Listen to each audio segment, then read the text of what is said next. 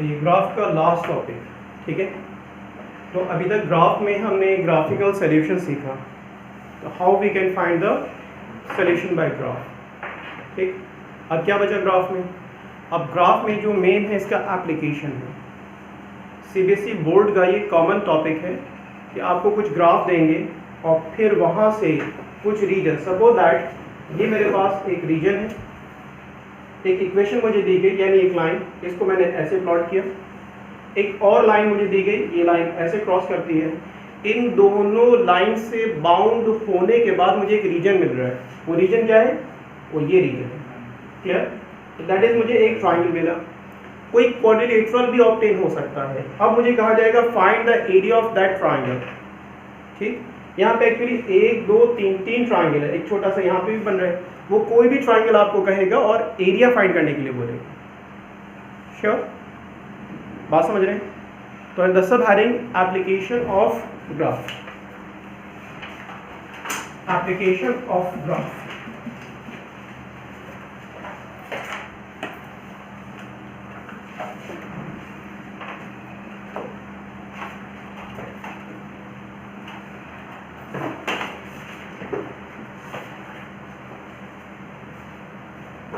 लिखें, with the help of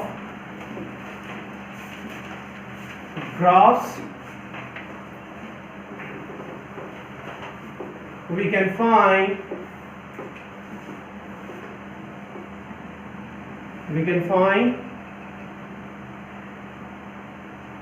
the area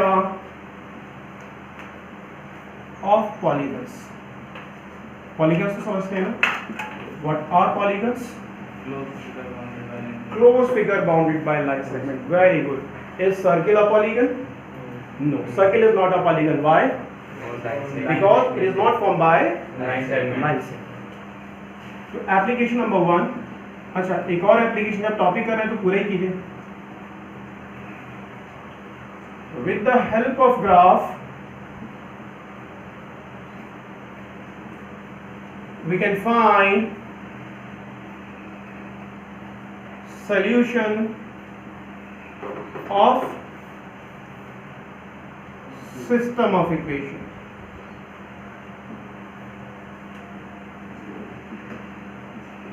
ठीक है, तो ये हमने सेकेंड एप्लीकेशन को देख लिया प्रीवियस लेक्चर्स यानी प्रीवियस वीडियोस में। अब हमारा ये बाकी है, with the help of graph we can find the area of polygons. ठीक, रख कर दें। Weekend solution we can find, यहाँ पे एक वर्ड लिख लीजिए, we can find solution of system of equation. We can find solution of system of equation. Second application आप पढ़ चुके हैं, ठीक। Write the subheading area of a triangle in a coordinate geometry। area of a triangle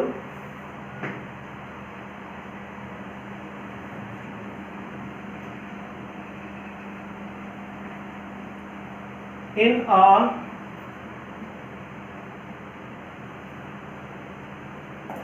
coordinate geometry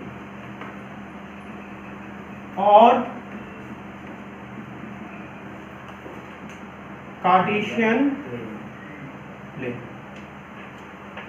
यानी Cartesian plane में अगर मुझे area find करना है तो वे आर सिंपल मेथड। उन सिंपल मेथड से हम देखेंगे, यानी इक्वेशन की हेल्प से देखेंगे एरिया फाइंड कैसे होता है। क्या देखिए इसमें case first,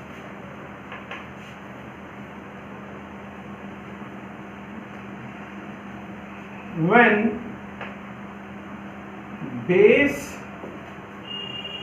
of a triangle parallel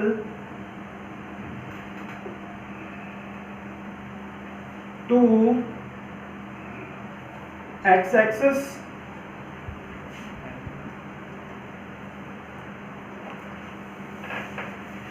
और y एक्सिस। ठीक, ये कंडीशनल है। ठीक, कंडीशनल कि आपने, आपको इधर देखें, सपोज दैट एक लाइन मेरे पास ये है, इस लाइन की इक्वेशन गिवन होगी, ग्राफ बना दीजिएगा। सपोज दैट एक लाइन मेरे पास ये है, इक्वेशन गिवन होगी, ग्राफ बन जाएगा। और सपोज दैट थर्ड लाइन ये है, क्या इसके बारे में आप मुझे बता सकते हैं थर्ड लाइन क्या है? y is equal to something. Suppose that यहाँ पे y की कुछ ना कुछ वैल्यू होगी, ये वन वेरिएबल इक्वेशन है, ठीक है। क्योंकि हमने प्रीवियस आपका ग्राफ के स्टार्टिंग में स्टैंडर्ड ग्राफ में यही सीखा था, a line parallel to x axis और y एक्सिस, ठीक। ये लाइन हमेशा वन वेरिएबल लाइन होगी और ये लाइन डायरेक्टली प्लॉट होगी। तो ये हमें कुछ गिवन होगा, कोई आर्बिट्रेरी वैल्यू लेट कर लें, यानी इसे हम कुछ मान लें। Suppose that y is equal, suppose that y is equal to, clear. तो क्या इन तीन बाउंड्री से बनने वाला ट्रायंगल नहीं मिला हमें ये? Yes sir. तो क्या इसका एरिया हम फाइंड कर सकते हैं? We can easily find the area of a triangle, clear, are you sure? तो ये टाइप कुछ ये केस इस टाइप का है जहां पे हमें ट्रायंगल्स मिलेंगे। तो मैं एक आपको एक्सप्लेन करने के लिए एक सिंपल सी फिगर ले लेता हूं, ठीक।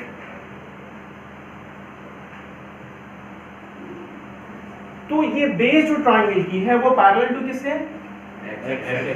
ट्रायंगल ऐसा भी हो सकता है,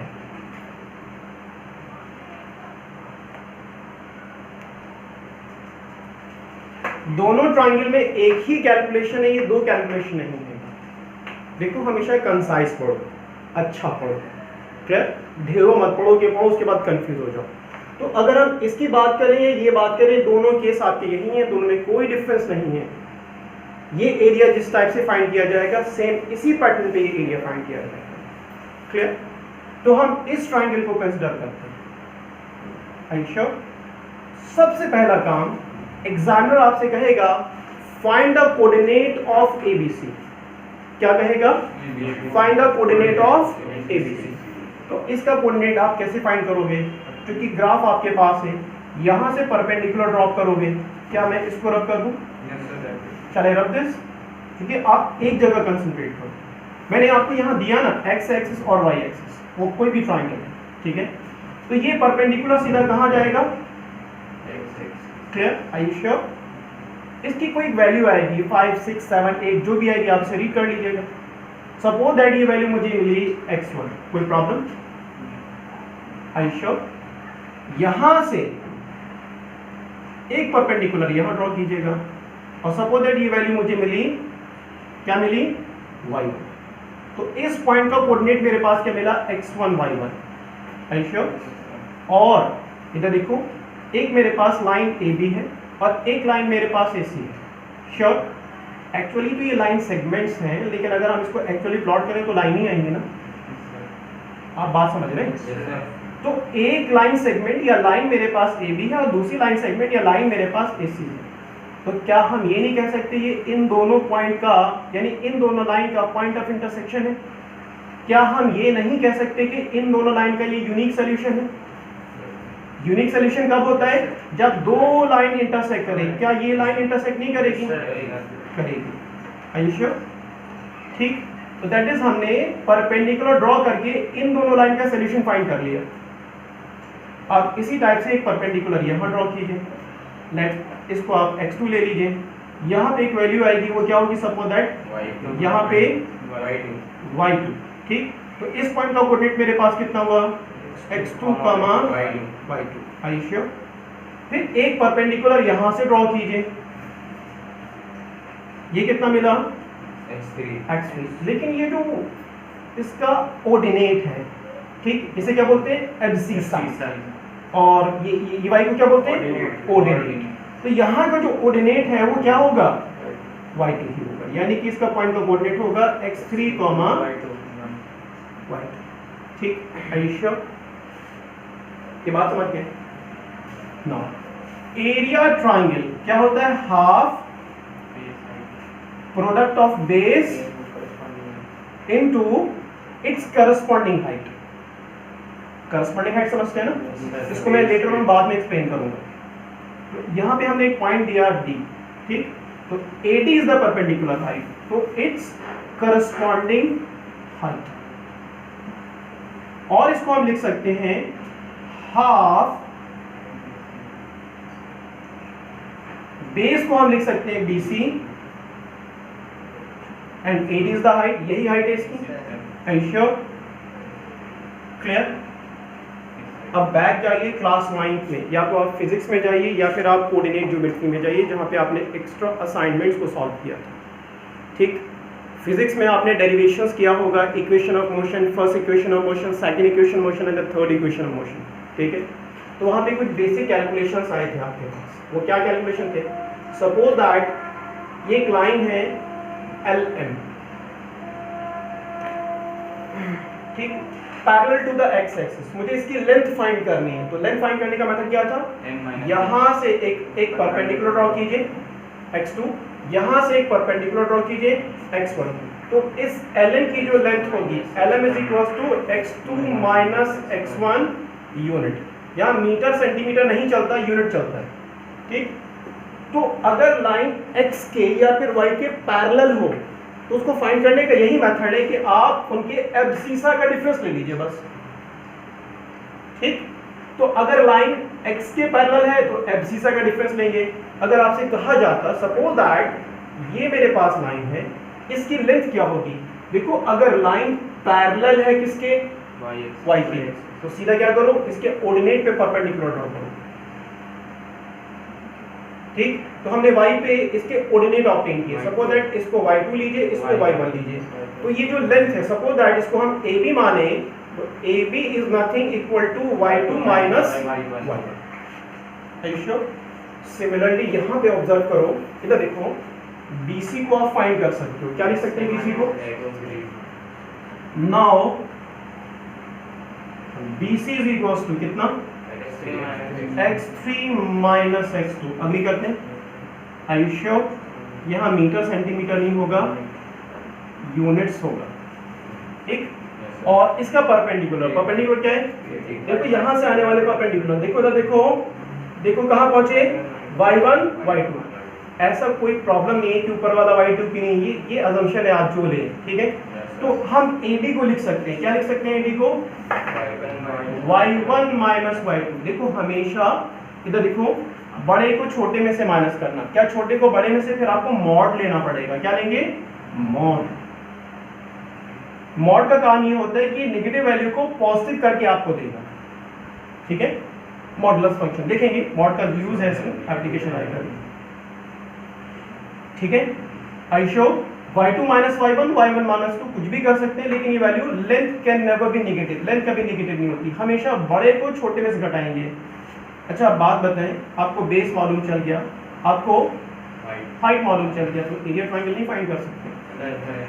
हाँ बताएं बताएं, पूछे। आपके पास बेस है? हाँ है। आपके पास परपेंडिकुलर है? हाँ। अब ये न्यूमेरिकल वैल्यूज आएंगी, जो भी 2 3 4 5 जो भी है, इन वैल्यूज को उठाकर BC और PD की जगह पुट कर दीजिए, तो एरिया नहीं फाइंड हो जाएगा। क्लियर? ये मेथड आप उस वक्त अप्लाई करेंगे when the base of a triangle is parallel to x axis और y axis. Are you sure? Clear? No, पढ़ाना होगा तो उसी से पढ़ेंगे इंशाल्लाह। तो केस फर्स्ट में आइए एक चीज और देखें, इसको रब कर दें।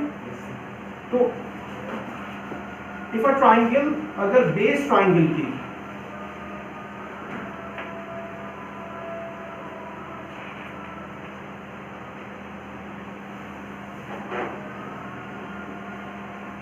x y z, बेस कैसे कैलकुलेट करेंगे?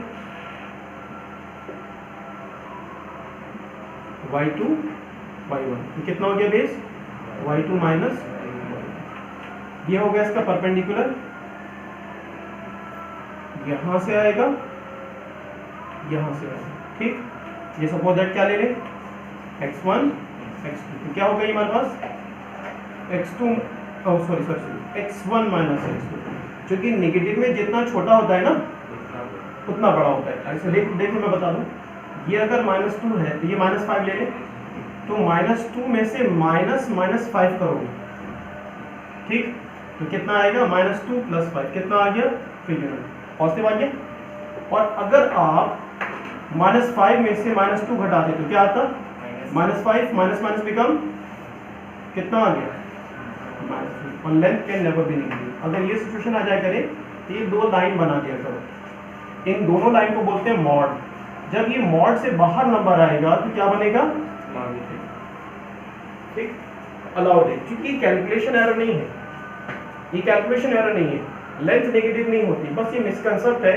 तो इसको ठीक करने के लिए मैथ्स ने हर जगह नहीं किया, पता चला नेगेटिव आ रहा है मॉड लगा दो, आना तो पॉजिटिव लिया है नेगेटिव मॉड लगा दो। ठीक है, रोटेशन या डायरेक्शन के चेंज होने की वजह से अगर एरर है ये मॉड दिया करता है, ये पता नहीं कि हर जगह लगा देना है, वहाँ सीखा हमने। ठीक है, बात समझ गए? तो यहाँ भी हमारे पास होगा x1 माइनस, तो आपके पास बेस आ गया, आपके पास परपेंडिकुलर आ गया, तो एरिया निकाल सकते हैं। आइए केस सेकंड में बात करते हैं। Case second, when the base of a triangle lies on x-axis or y-axis। ठीक,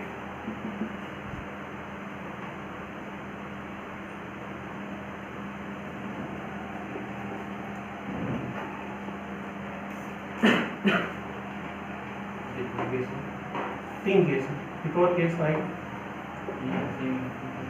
ये सेम है, एग्जैक्टली सेम है, सही कह रहे हैं आप, बस थोड़ा सा स्लाइड चेंज है इसमें। यहाँ पे मुझे इस लाइन की इक्वेशन दी जाएगी, clear? Suppose that a1x plus b1y plus c1 is equal to 0। इस लाइन की इक्वेशन मुझे दी जाएगी, क्या होगी? a2x plus b2y plus c2 is equal to 0। आपके पास ये रही थर्ड लाइन, ये क्या है मेरे पास?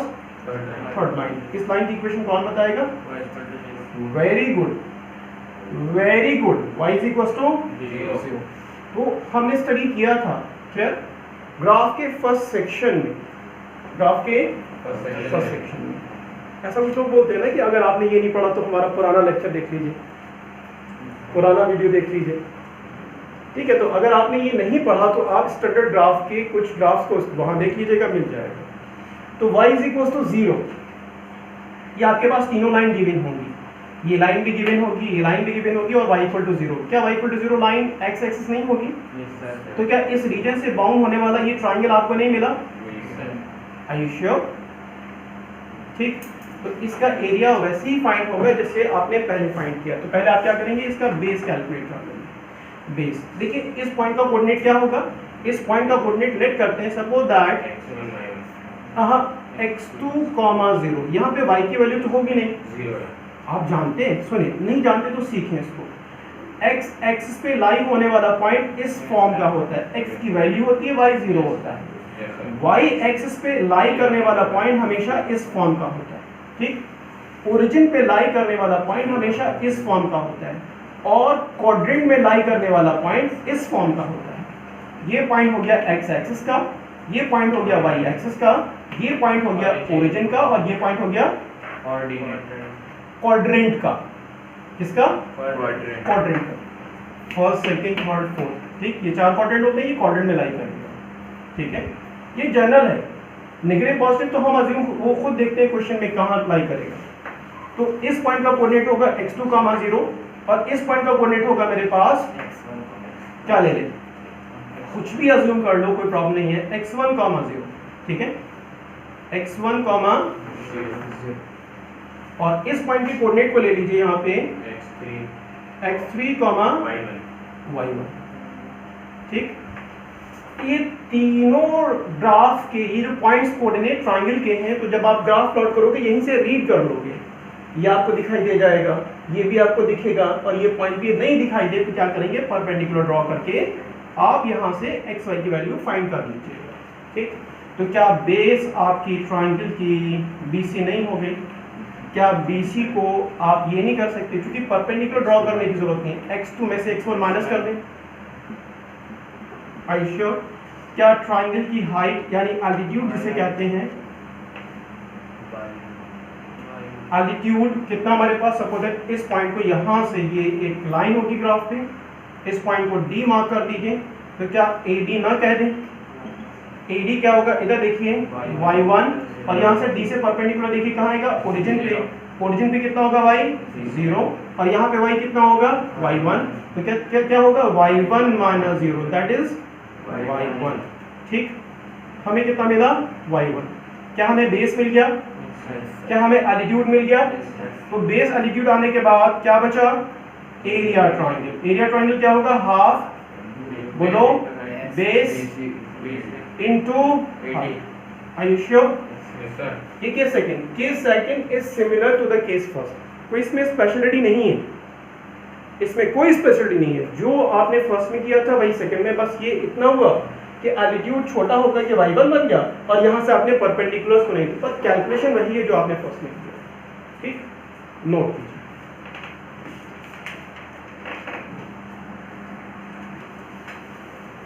आइए, तो सिमिलरली अगर बेस मेरी लाई करे वाई एक्स पे तो आपका केस यही बनेगा, सेम एज इट इज होगा। हटा दें इसको। Next come to the third case, come to the third case, case number 3। When base of a triangle neither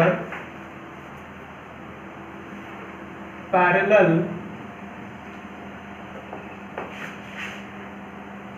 to x-axis or y-axis nor lies on x-axis or y-axis. This is your case third। यानी इस case को समझने के लिए बड़ा simple है, ध्यान से सुने।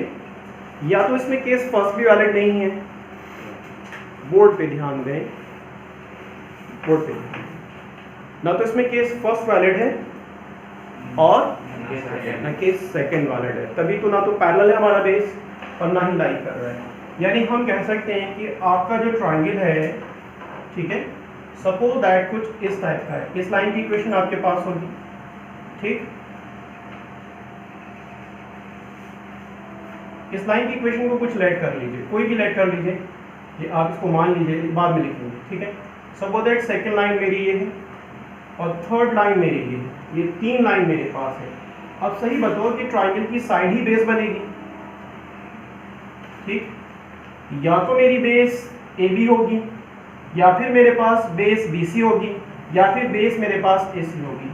तो अभी तक हमने जो कैलकुलेशन सीखा वो ये कैलकुलेशन था कि अगर line parallel to X axis या वाई एक्सिस पे है, पैरेलल टू एक्स है या पैरेलल टू वाई है, या फिर लाई करती हो एक्स पे या फिर लाई करती हो वाई पे, तो आप ओरली फाइंड कर लेते हो। क्या करते हो उसके लिए, दो परपेंडिकुलर ड्रॉ करते हो, ठीक। अच्छा, फिर क्या करेंगे, इन दोनों पॉइंट है, सपोज दैट ये 7 है, ये 2 है, और 7 माइनस 2 कितना हो गया, 5 यूनिट। क्लियर, ये आपको लेंथ मालूम होगी। क्या अगर लाइन स्लेंट है, क्या अगर लाइन स्लेंट है, इसको फाइंड करने का कोई फॉर्मूला है, ठीक, distance formula, very good. Distance formula class 10th unit number 7 mathematics में आप ड्राइव भी करोगे और डिटेल में उसकी स्टडी भी करोगे, ठीक। तो इस लेंथ को फाइंड करने के लिए हम डिस्टेंस फॉर्मूला यूज करते हैं, ए बी, क्लियर। तो लाइन एक्सिस के पैरेलल है, या एक्सिस पे लाई करता हो, या एक्सिस के स्लेंट किसी एंगल पे हो, ठीक है, यानी कोई स्लोप बनाता हो, ये स्लोप कहलाते हैं, याद रखिएगा। एंटी क्लॉकवाइज डायरेक्शन में जो एंगल बनेगा दैट इज स्लोप, या किसी भी एंगल पे इंक्लाइन हो, उन सारी लेंथ को इजीली फाइंड किया जा सकता है। लेकिन अगर हम यहाँ पे लेंथ फाइंड करते हैं तो यहाँ पे एक प्रॉब्लम आती है। प्रॉब्लम ये है, ये लेंथ रेडिकल्स में आती है, रूट के अंडर में आती है, और रूट के अंदर में अगर ये तीनों लेंथ कैलकुलेट आपने किया, सपोज दैट ये लेंथ आप कैलकुलेट कर गए, फिर फॉर्मूला क्या लगेगा इसमें, हेरोन्स फॉर्मूला। कौन सा फॉर्मूला, हेरोन्स फॉर्मूला। कौन सा फॉर्मूला, क्लास 9 चैप्टर नंबर 12, ठीक। वो हीरोन्स फार्मूला, क्योंकि ट्राइंगल की जब तीनों साइड गिवन होती है तो आप हीरोन्स फार्मूला अप्लाई करोगे, बट यहाँ पे हीरोन्स फार्मूला से लेके चलना इट्स सो टिपिकल जॉब, बहुत टिपिकल है। क्योंकि यहाँ पे जनरली जो लेंथ आती है, क्योंकि डिस्टेंस फार्मूला, ये डिस्टेंस फार्मूला अंडर रूट में होता है x2 minus x1 whole square और y2 minus y1 whole square, ये रूट जनरली यहाँ से हटता नहीं है, फिर यहाँ प्रॉब्लम क्रिएट करेगा। ठीक, तो कोऑर्डिनेट ज्योमेट्री में इस टाइप के ट्राइंगल्स को रिजॉल्व करने के लिए एक हमारे पास फॉर्मूला है। ठीक, आपके कोर्स का फॉर्मूला है, बट अभी यूनिट 3 है, इस फॉर्मूले को यूनिट नंबर 7 में आप ड्राइव भी करोगे। ईएमई बोर्ड में तो ये बहुत फेवरेट है, वो लोग drive the area of a triangle. Clear, CBSE board में डेरिवेशंस नहीं आते हैं, ठीक है, लेकिन वहाँ डेरिवेशंस भी सीखेंगे, तो वहाँ डेरिवेशन भी है। क्लियर, और उस टॉपिक पे ढेर सारे क्वेश्चंस भी हैं, तो उस फॉर्मूले का यूज करके, वो फॉर्मूला है क्या, देखिए उस फॉर्मूले के लिए सबसे पहले आपको कोऑर्डिनेट्स फाइंड करने होंगे वर्टिसेस के, तो आप बड़ी आसानी से कर सकते हैं। ए के वर्टेक्स फाइंड करने के लिए यहाँ से परपेंडिकुलर ड्रॉ करेंगे। क्लियर, और कोऑर्डिनेट फाइंड करने के लिए परपेंडिकुलर, सपोज दैट ये कोऑर्डिनेट मुझे मिला x1, y1। ठीक, यहाँ से इधर ये परपेंडिकुलर ड्रॉ कीजिए और ये परपेंडिकुलर ड्रॉ कीजिए, ये मेरे पास आएगा x2 y2, are you sure? x2, y2। उसके बाद ये थर्ड वर्टेक्स सिमिलरली यहाँ से परपेंडिकुलर ड्रॉ कीजिए, यहाँ से ये परपेंडिकुलर ड्रॉ कीजिए, अपना ये x3, y3। देखिए एनसीईआरटी ने क्या किया है, एनसीईआरटी ने आपसे ट्राइंगल बनवाया है और फिर कहा है कि उसके वर्टिसेस के कोऑर्डिनेट फाइंड कीजिए, और फिर कहा है शेड द रीजन, और शेड करके छोड़ दिया।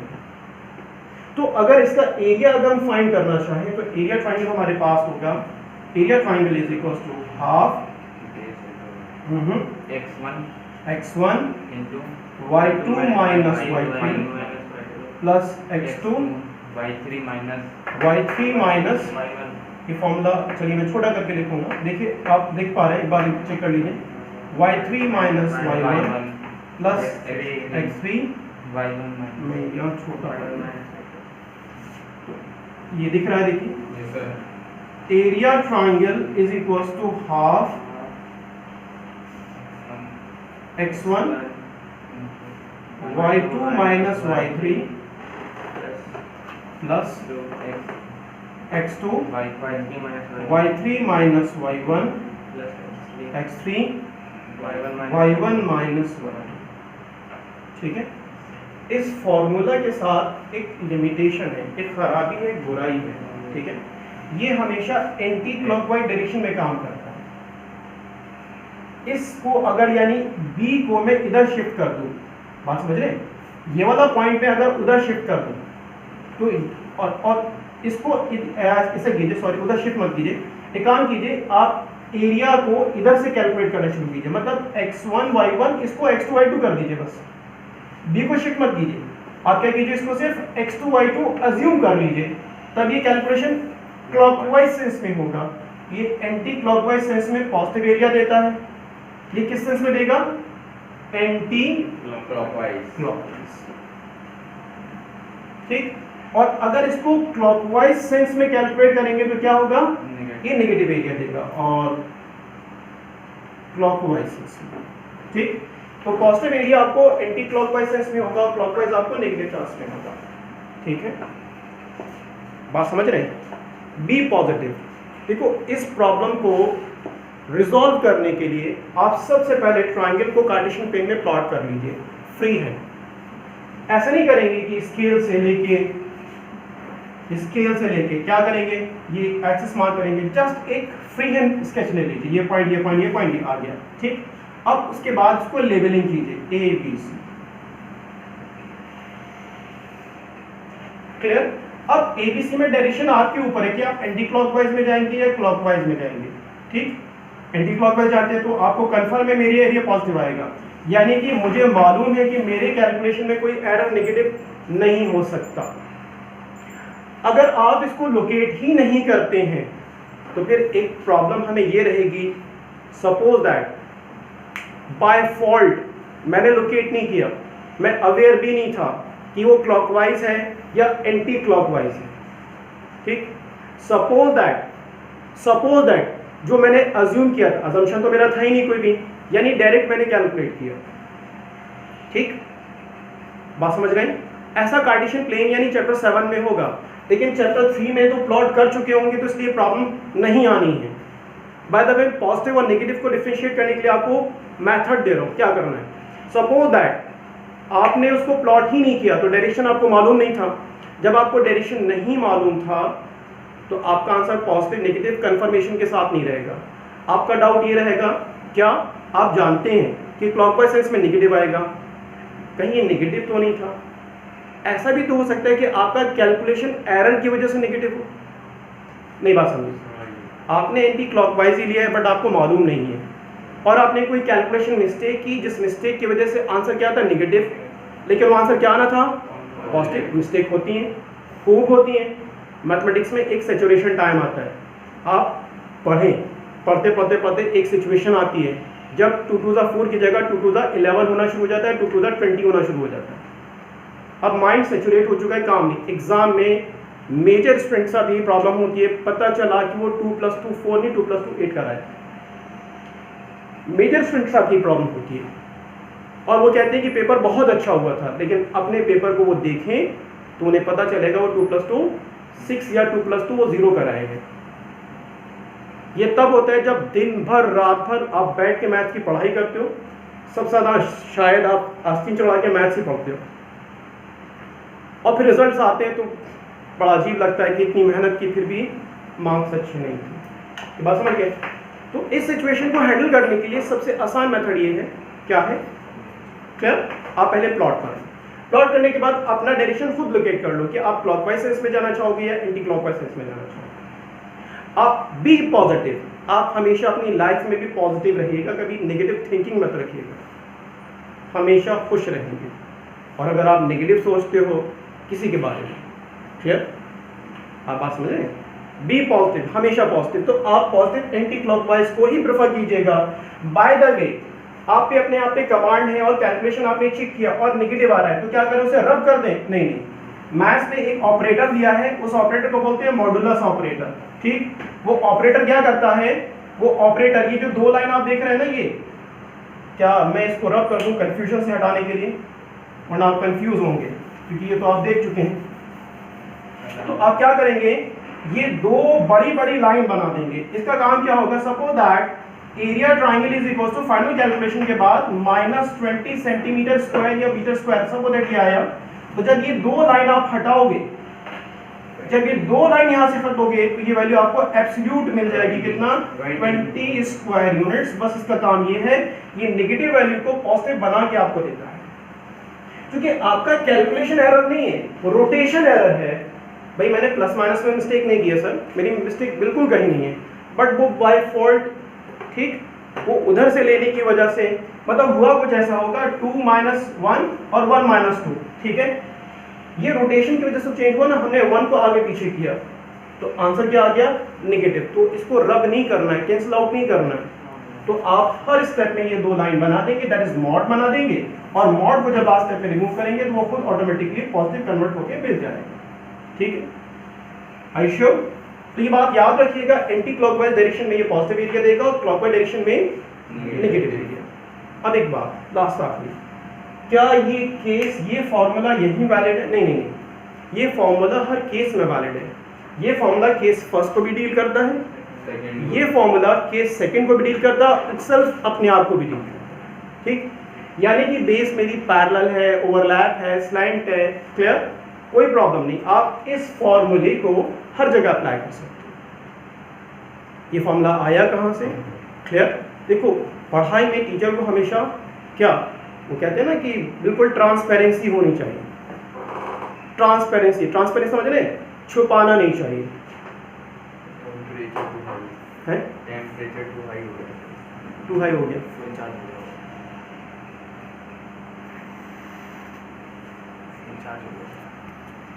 ये मोबाइल भी जल्दी जाएगा। ठीक है, मेरा कितना लॉस होगा, मोबाइल मेरा खराब होगा, मेरा डेटा आप लोगों ने इतना बढ़ा दिया।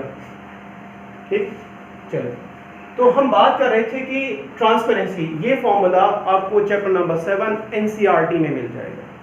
Clear? Class 7 okay chapter number 7 class 10 coordinate geometry में इसका प्रूफ दोनों मौजूद है। ये आउट ऑफ कोर्स या आउट ऑफ सिलेबस नहीं है, नोट कीजिए और ये दो नोट पॉइंट लिख लीजिएगा।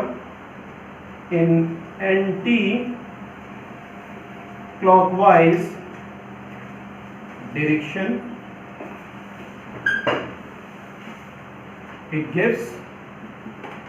it gives positive. बाद next point, in clockwise direction it gives negative. ठीक है, क्लियर? नाम बता दीजिए कितने, नाम कितने डिफरेंट ये इस फॉर्मूला। मैथ्स में तो न जाने इतनी डिस्कवरीज हुई हैं, उनके नाम नहीं हैं। कितने फॉर्मूलेज हैं, ए प्लस बी का होल स्क्वायर किसने डिस्कवर किया पता नहीं, ए माइनस बी का होल स्क्वायर किसने डिस्कवर किया पता नहीं समझे बात?